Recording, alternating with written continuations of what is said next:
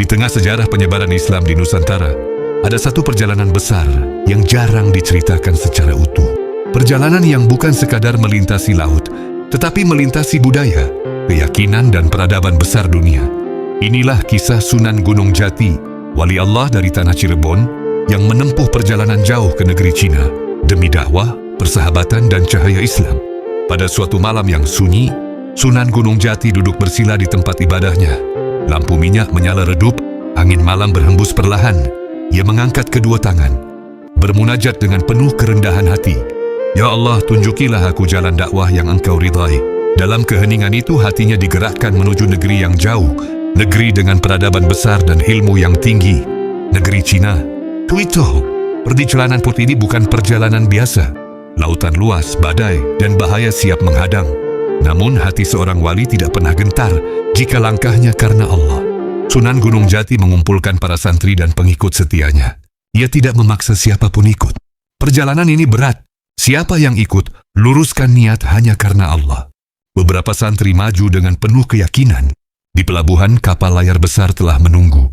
Layar putih terkembang, tali-tali kapal berderit tertiup angin. Penduduk mengantar dengan doa dan air mata. Kapal pun perlahan meninggalkan daratan Jawa, menuju samudera luas yang tak bertepi. Hari demi hari berlalu. Langit yang awalnya cerah mulai menggelap.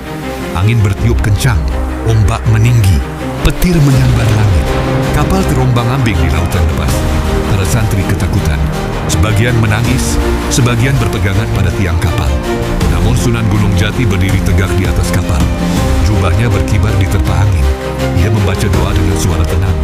Ajaib, badai perlahan mereda. Ombak kembali bersahabat. Para santri menyadari mereka sedang belajar iman dalam ujian. Setelah perjalanan panjang, kapal akhirnya bersandar di pelabuhan Cina. Bangunan megah, budaya yang berbeda, dan masyarakat yang tertib menyambut kedatangan mereka.